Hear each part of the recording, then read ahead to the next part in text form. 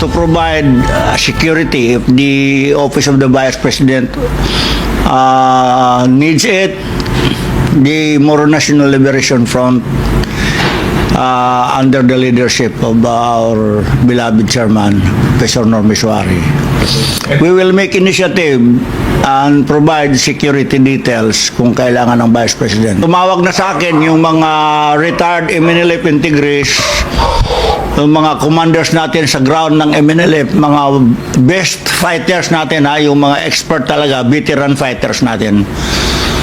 They call me, they are just waiting for the order, and then we will file the necessary protocols kung paano namin sila ayusin legally. Kung gusto niya battalion size, we can provide it.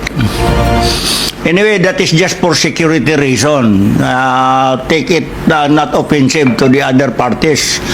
Na this is just, kung titingnan ng PNP, tulong ito ha. This is not a threat. It's about time to pay kung ano man ang ma-augment namin.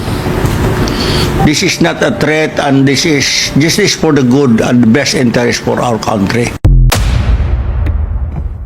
Nagsimula lang naman lahat ng kaguluhan na ito noong mangarap ang ating Vice Presidente na maging presidente ng maaga. Nung mangarap ang former president na paupuin yung kanyang anak na maging presidente kaagad. Doon naman nagsimula lahat ng ito. Kung wala lang sanang maagang nangarap, wala lang sanang maagang nag-ambisyon na maging presidente, tahimik naman ang lahat. Nagsalita si Gonggong. Eh, di ibig sabihin, pag nangarap ako, gigipitin niyo ako, gano'n. Hindi siguro. Nagsimula ang lahat ng yan doon sa PI. Doon sa tinatawag ninyong public, ano ba yun? Public initiative ba yun? O people initiative? Nung umangal ang Pangulong Duterte dyan sa People Initiative at winarningan niya si Bangag na kapag hindi niya tinigil ang People Initiative ay magagaya siya sa tatay niyang diktador. Nakakalad ka rin palabas ng Malacanang, alam mo yung Gonggong. Tapos nung nag-resign siya ng DepEd, nagsimula na ang lahat ng investigasyon, gano'n.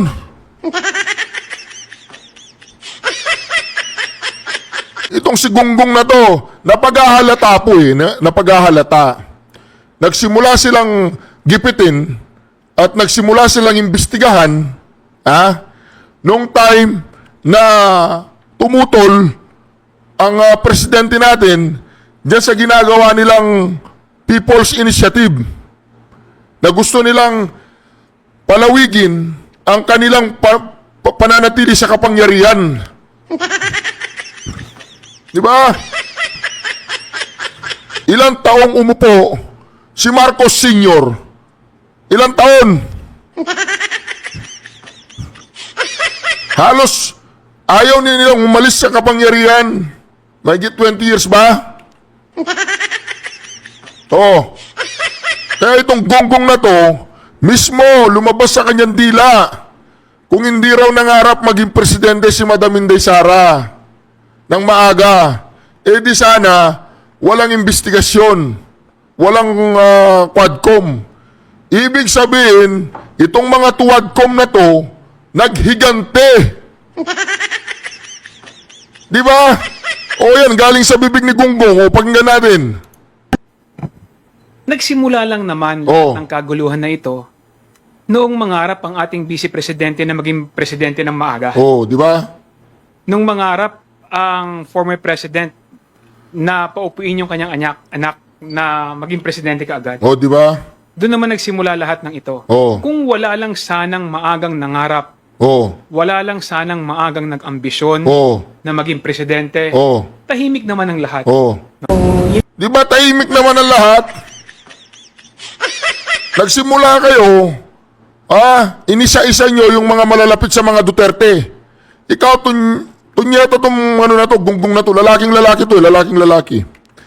So, ang nangyari dyan, nung panahon ng eleksyon, Gonggong, makinig ka, ang amo mong Bangag, hindi man lang siya, makapag-interview sa Channel 7, sa Channel 2, sa SMNI lang, alam mo yung gunggong. Ngayon, dahil tumutol ang mga taga-Davao sa planong palawigin ng pag-upo ni Bangag, tsaka itong pangarap ni Tambaluslos na parliamentary form of government, para pag binusog na kayo ng binusog, siya lang ang uupo dyan habang buhay. Isang prime minister tsaka isang ceremonial president. Di ba? Mga kareaksyon, ganun. So, nung tumutol itong matandang Duterte, si former President Rodrigo Roa Duterte, na itatag yung tinatawag nilang maisog-isog. Di ba? Ngayon, nung nagsimulang nag-resign sa DepEd, ang ating VP Sara, doon na sila nagsimula mag-imbestiga. Doon na nila sinimula ng inquiry. Inumpisa nila yan, kay Alice Guo. Tapos, kinukonekta si Alice Guo dyan kay Pangulong Duterte. Di ba? Tapos, sinupil yung mga pogo na hindi nila hawak. Ngayon, wala na silang kalaban sa pogo. Diba? Kaya itong gunggong na to, tama. Nagsimula ang lahat nung tumiwalag si BP Sara sa administrasyon. Dahil nga ginipit si Kibuloy, pinagpupukpok ang mga nasa KOJC. Yung pinagpapasturan ni Kibuloy. So doon na napuno itong si Madam Inday Sara. Hindi yan nangarap gunggong. Kung gusto niya maging presidente, noon pa presidente na yan. Pakinggan natin. Yun lang naman yung problem ko. Ngayon pa lang dito kayo ng comment regarding po sa sinabi po ni Congressman Jay Kong Yun po na kung hindi lang daw po kayo maagang nag-ambisyon na mag-presidente, tahimik daw po ang lahat. Unang-una, the presidency of 2022 was mine already. Na nanalo na ako sa surveys, lahat ng tao solid na, united na for my candidacy. Pero I gave it away because I felt I had to do some other things other than being President of the Republic of the Philippines. Pangalawa, hindi ako yung nagsabi sa kanila na magbukas sila ng investigation or inquiry in aid of legislation that is more like a political persecution and harassment of OVP personnel. So, wag nila akong i-gaslight into saying na ako ang dahilan ng kaguluhan na ito. Ang kaguluhan na ito ay nagsimula sa sa terrorism nila, sa harassment nila, sa threats nila sa mga personnel ng Office of the Vice President. So, ibig sabihin, base sinabi po ni Gunggong, mga ka-reaction, ibig sabihin, ginawa lang nila ang investigasyon na ito, alam naman natin dahil naramdaman nila doon sa pagtutol ng Pangulong Duterte, in-implied nila doon na gusto nang pabagsakin itong administrasyong Bangag. So dahil nga si Madam Inday Sara hindi siya sumasakay sa kanilang korupsyon, sa kanilang mga pagnanakaw, sa kanilang ginagawa sa kaban ng bayan, so anong gagawin ngayon ni Madam Inday Sara? Di mag-resign na lang kasi nga hindi niya masikmura. Mantakin mo, hiningi 5 billion. Maya-maya hindi niya binigay. Nag-insert sila ng 10 billion.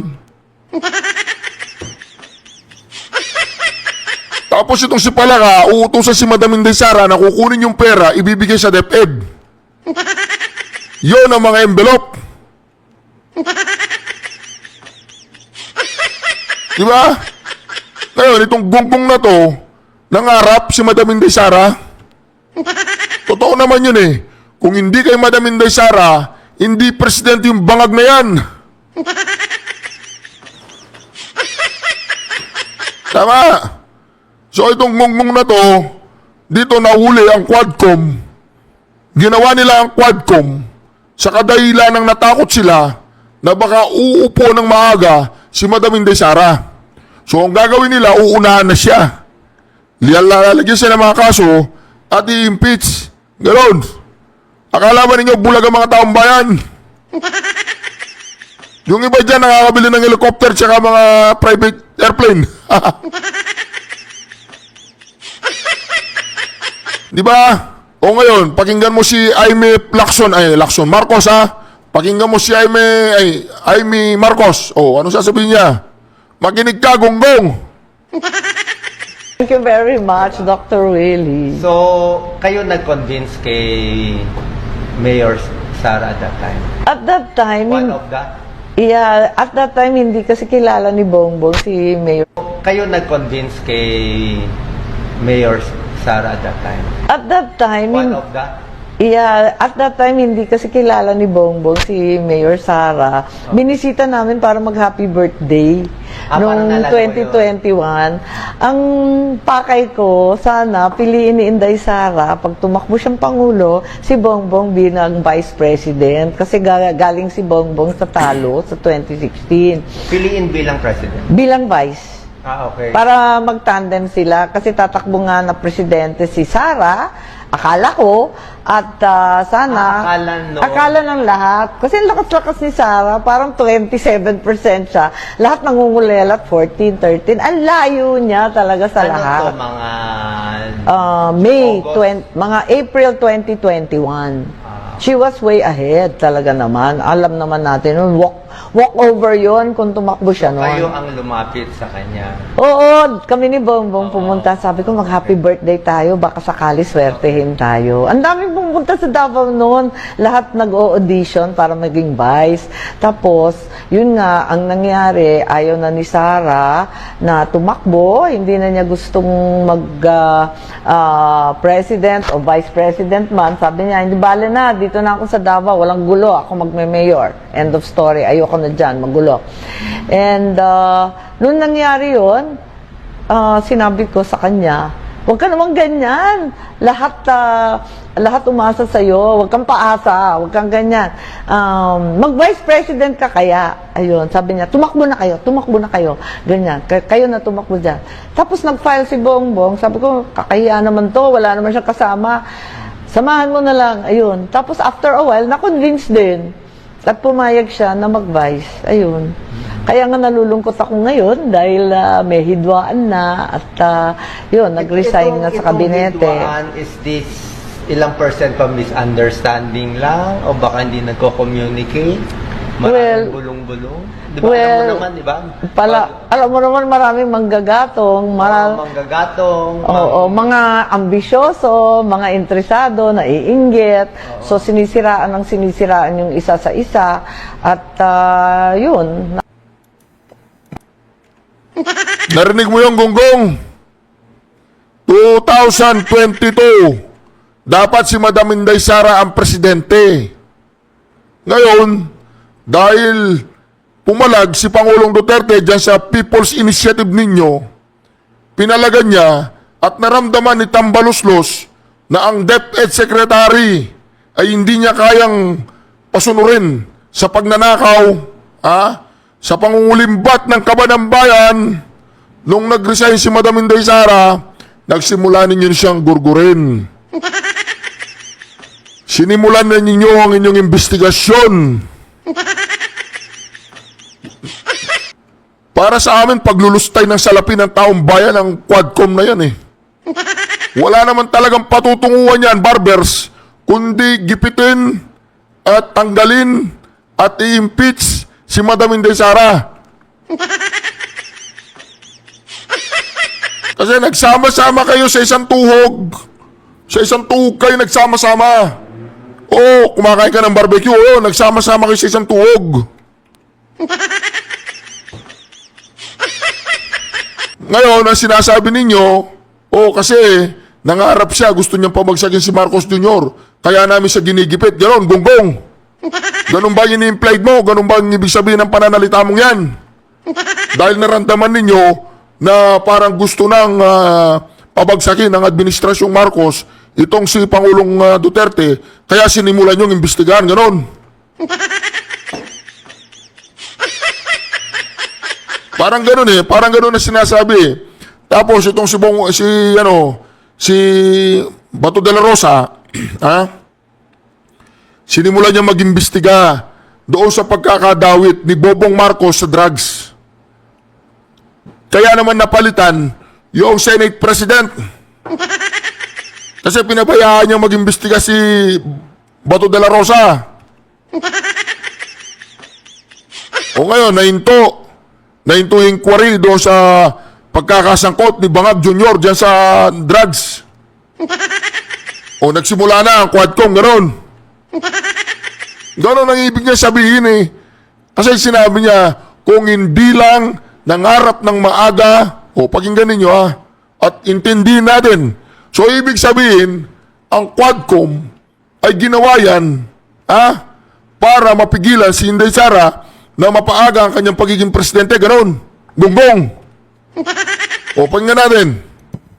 Nagsimula lang naman lahat ng kaguluhan na ito noong mangarap ang ating Vice Presidente na maging presidente ng maaga.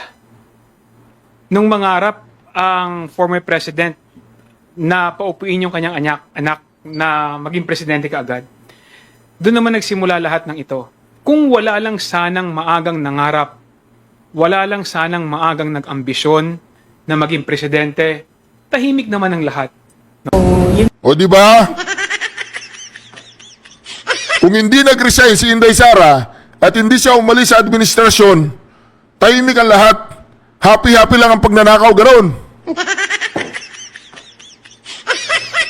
Kaya lang, nung pumalag na si Madam Inday Sara na ayaw na niya ang sistema ninyo, ayaw niya sistema ni Bangag, ayaw niyang masangkot sa kawalang yan, sa pandarambong pagnanakaw ng lantaran, sa kaban ng bayan, gunggong.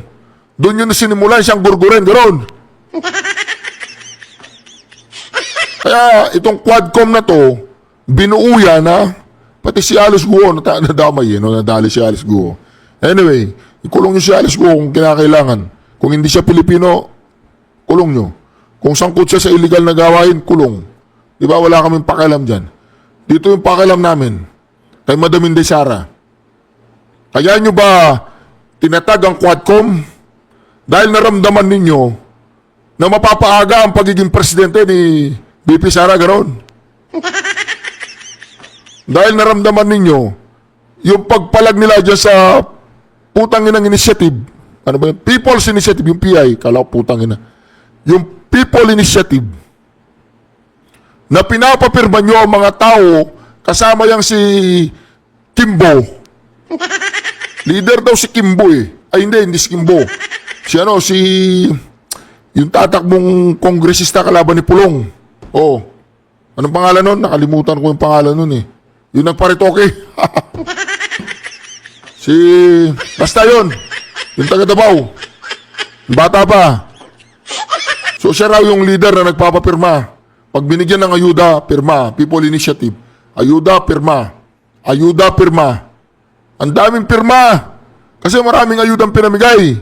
Kasi nangangarap si Tambaluslos na maging Prime Minister. Wala nang boto-boto. Wala nang eleksyon. Prime Minister siya forever.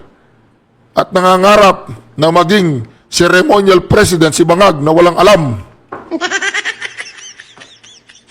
Tama, gunggong. Ganun yun, di ba? Kala kasi ninyo, mga bobo ang taong bayan. Isa na lang ang nabubuhay na bobo sa Pilipinas. Walang iba kung si Gadon. Ang pambansang bobo. Ngayon, nag-aay siya ng petisyon para ma-disbar si BP Sara. Bobo talaga. Sa bagay, yung ina-advise niya si Bobong Marcos. Sa bagay, itong ano pangalan nito? Si Gunggong. Kaya galit na galit yan sa Pangulong Duterte. Kasi hindi yata nasama yung pangalan niya dun sa narcolis. Gusto yata niyang ipasama yung pangalan niya sa narcolis nung panahon ng Pangulong Duterte. So galit na galit siya kasi hindi sinama yung pangalan niya, ganun. At yatang maisama yung pangalan niya dun sa narcolis. So sabi ng Pangulong Duterte, hindi kasama ang pangalan mo dito, gunggong. So manahimik ka. Tsaka balita ko, talagang lalaking lalaki yan, si Gunggong. Di ba? Mantagin mo yan ha, Gunggong. Dapat presidente na nga yan eh. Ngayon, dahil doon sa nagsimula yan, tandaan ninyo, nagsimula yan, doon sa People's Initiative, doon sa pagpalag ng Pangulong Duterte, doon nagsimulang tawagin na naman niyang bangag si Marcos Jr. Doon na nagsimulang gipitin ng mag-ama. Doon na nagsimula yung tinatawag ICC, di ba? Ganon. Si Remula, dati sabi niya hindi niya papapasukin ng ICC, ganyan. Maya-maya, okay, sige, malay mo papapasok. Kasi nga, orchestrated lahat. At ang mga taong bayan hindi bobo. Tanungin niyo kay Gadon kung bobo. O ito O di ba narinig mo mismo kay Aimee Marcos. Narinig mo mismo kay Aimee Marcos na alam na nila na mananalo si Sara Duterte, hindi lang siya tumakbo. So anong gagawin natin ngayon? Patuloy ang panggigip ninyo. Nakita ninyo, muntik na kayo makatodas ng mga tao. Yung si Acosta, tsaka itong si Lopez, muntik nang makurong-kurong dahil mantakin ninyo, madaling araw, alas 12, alauna ng ating gabi. Pupunta yung pulis, bibit-bitin siya, dadalhin siya dun sa correctional. Nasa tamang katinuan ba kayo, mga quadcom kayo? Nakikita lahat ng taong bayan yan. Ito naman, pakinggan natin si Madam Inday Sara.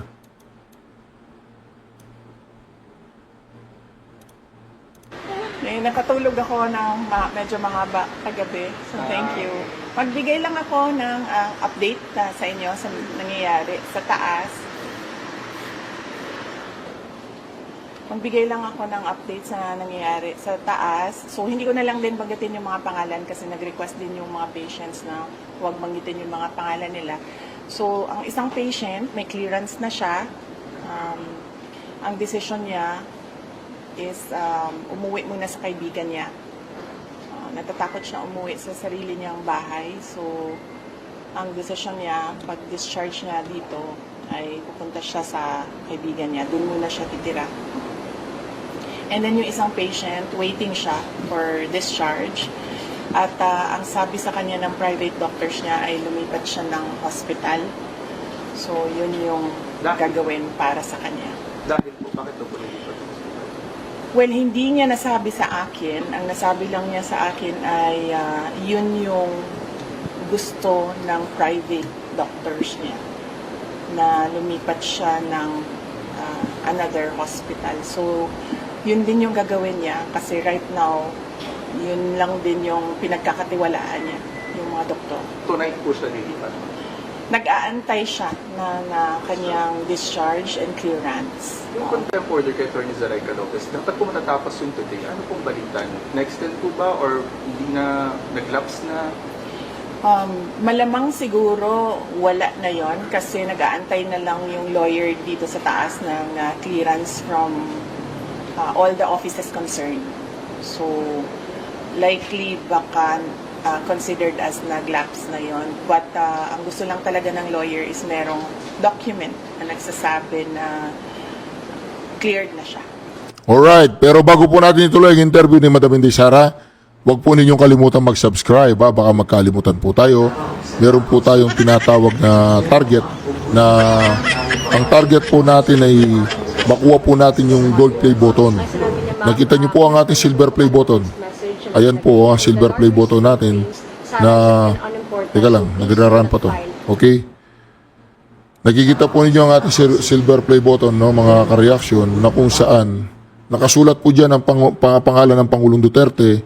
Thank you, President Mayor Duterte. Ibibigay po natin ng personal sa Pangulong Duterte yan. So, pero may target po ako bago po mag-election sa May, ay makuha po natin yung 1 million subscribers.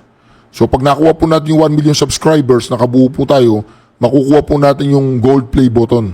So, dalawa po ang ibibigay natin, isang silver, isang gold play button, iaabot po natin personal sa Pangulong Duterte yan. Isa lamang mga simbolo ng pagpapasalamat natin bilang Pilipino sa kanya. Ako, simpleng pagpapakita ng pasasalamat.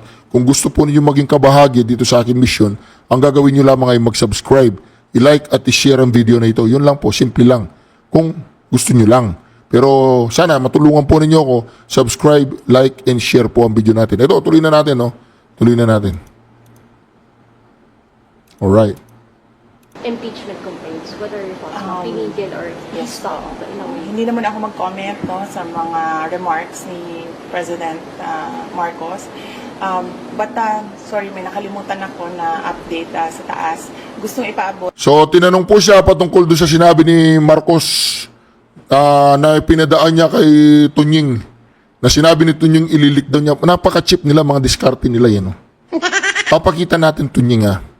Papakita natin na ikaw ang maglilik. Magte-text ako doon sa Kongreso, tapos te-text nila sa'yo, kunyari, tapos umarte ka na para mga bobo yung mga Pilipino. Ganon.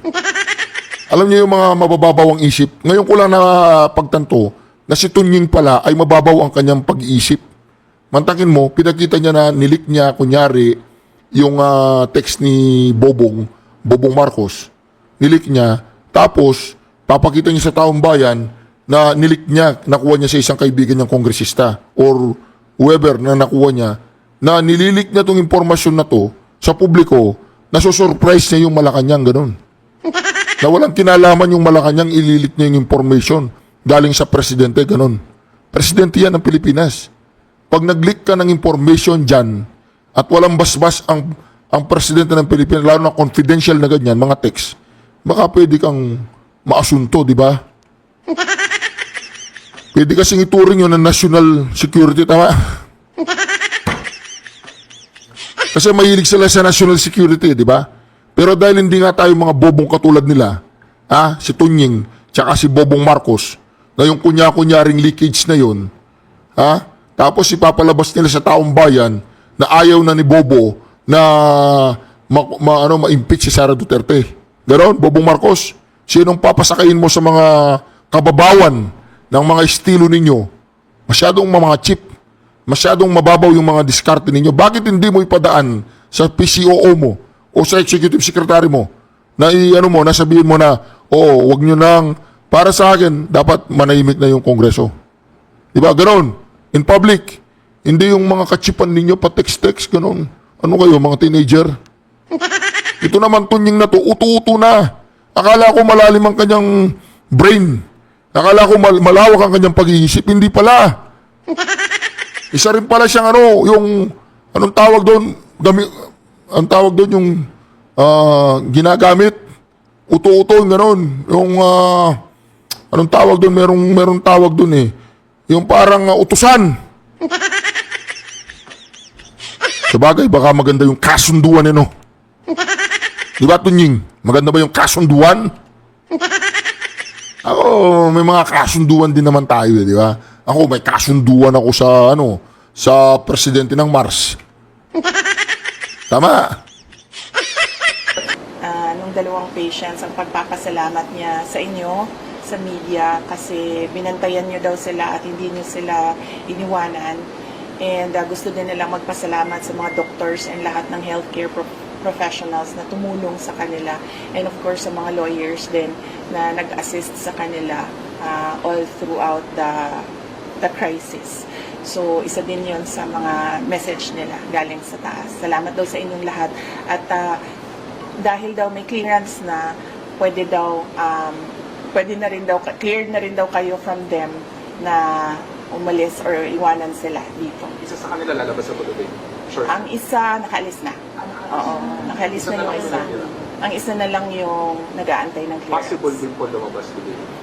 Possible din po ma-discharge. Well, hopeful sila na merong ganon na mangyayari today. Pero I think meron ng assurance ang lawyers na mangyayari yon, ang kanyang clearance and discharge today. So, nagpapasalamat. Kaya nagpadala na rin siya ng pagpapasalamat dito sa media, sa inyong lahat, sa pagbabantay, pagtulong at pagprotekta sa kanila. NBI investigation, December 11, pupunta po kayo? I'll have to run my schedule day by day kasi nagbabago siya ngayon araw-araw dahil bigla na lang may nangyayari na mga bagay kaya hindi ko magawa yung schedule ko ng malayo pa. So, we do it day by day sa ngayon, yung schedule.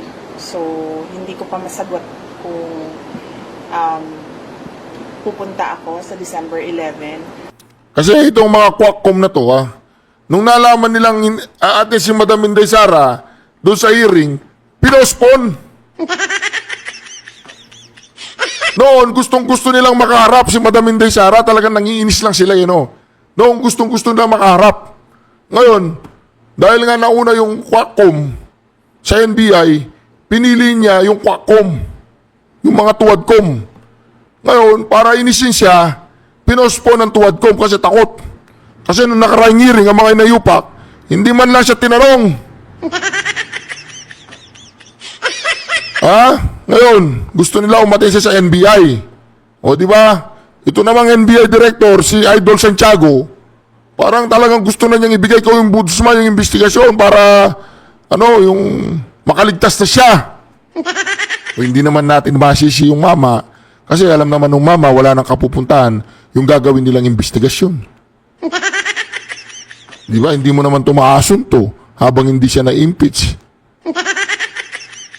Tsaka, ang isang consideration dyan ay sinusunod ko kung ano yung mga sinasabi ng lawyers sa ngayon. So, kung ano yung sasabihin or ano yung advice ng lawyers, yun yung gagawin ko. How about the Good Government hearing po, committee hearing? Yes, oo. Nag-express kasi yung isa, dalawa, tatlo. Nag-express yung tatlong mga resource persons from the Office of the Vice President that they really feel safer and medyo kumakalma sila kung nandiyan ako. Ang worry ko lang is right now, wala na kasi kaming Chief of Staff, affected din yung Assistant Chief of Staff ng office.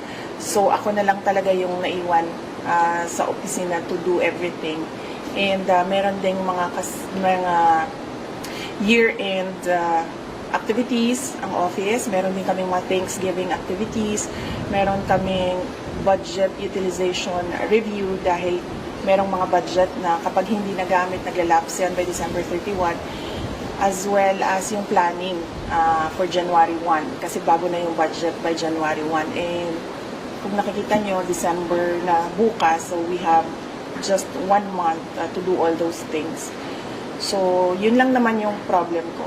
Yan pa lang dito kayo ng comment regarding po sa sinabi po ni Congressman J. Kong Moon po na kung hindi lang daw po kayo maagang nag-ambisyon na mag-presidente, tahimik daw po ang lahat.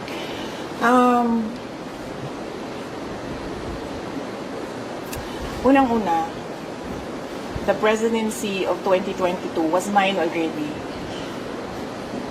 Na nanalo na ako sa surveys, lahat ng tao solid na, united na for my candidacy. Pero I gave it away because I felt I had to do some other things other than being President of the Republic of the Philippines. Pangalawa, hindi ako yung nagsabi sa kanila na magbukas sila ng investigation or inquiry in aid of legislation that is more like a political persecution and harassment of OVP personnel. So, wag nila akong i-gaslight into saying na ako ang dahilan ng kaguluhan na ito. Ang kaguluhan na ito ay nagsimula sa sa terrorism nila, sa harassment nila, sa threats nila sa mga personnel ng Office of the Vice President. Ma'am, clarification lang po, nag-resign na po ba si Atty. Junay? Hindi pa siya nag-resign, pero nagsabi siya na mag-i-indefinite leave na siya. So, once ma-cleared siya, dito, she will file an indefinite leave from the Office of the Vice President. Ang sabi ng Presidente, never say never kung mag-reconcile kayo dalawa. Anong I will- comment po doon? Will not comment on the remarks of President Marcos sa ngayon. Thank you. Bongbong Marcos, wala na! Nadali ka na! Excuse me po. Sinasabutayan na naman tayo ng mga loyalista. Wala na sagot-sagot yan! Takot natakot! Natakot si Bongbong Marcos! Una, papalagan. Hindi niya palalampasin. Papalagan niya. Ngayon, never say never. Bongbong Marcos, ano na? Di ba papalag ka? Anong palag? Anong palag ang gagawin mo? Pumalag ka. Di ba anong una? Hindi ko palalampasin. Kung kaya niyang pumatay ng ganun-ganun na lang ng isang presidente, paano pa kaya ang isang simpleng tao? Alam mo, Bongbong Marcos, ang tinitira lang ni Madam Inday Sara, yung mga tumitirang patalikod. Yung mga traidor. Anyway, mga ka-reaction, mga chip. Si Tunying, chip. Si Bongbong Marcos, chip. O kaya, masabi natin, bobo sila. Mantagin mo yung paliklik ni Tunying. Na napulaan lang siya.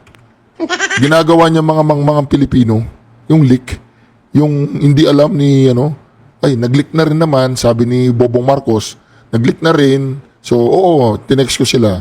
Ulul. Diba? Kami yung gaganyanin mo, Tunying. Tunyeta kayo. Anyway, mga ka-reaction, pagpasensya na po natin ang mga kulang-kulang, Kung ganyan po ang kaya nila gawin sa Pilipino, gaya nila, ang akala nila, habang buhay nilang malukuloko yung mga Pilipino, mabola-bola, mabudol-budol, tapos na po. Tapos na, nagsisimula na nga sa EDSA. Ito lang, alam kasi ni Bongbong Marcos na hindi natitigil yung mga nasa EDSA. Hindi natitigil yan hanggat hindi ka bumababa sa pwesto mo. Mag-resign ka na, boy! Hindi namin kailangan ng presidenteng bangag. Layas sa Malacanang. Duterte. Duterte. Duterte. Duterte. Syukran. Ingat po lagi sa EDSA. Support po natin yung mga ano natin dyan, mga vloggers natin. Maraming salamat po. At sa lahat po ng mga sumusuporta dito sa ating channel, maraming salamat po sa inyo. Marami po ang mga nagpaabot ng suporta sa ating channel at yun po ay na-appreciate po natin. Sila po, ito po ang mga nagbigay po ng suporta sa ating channel.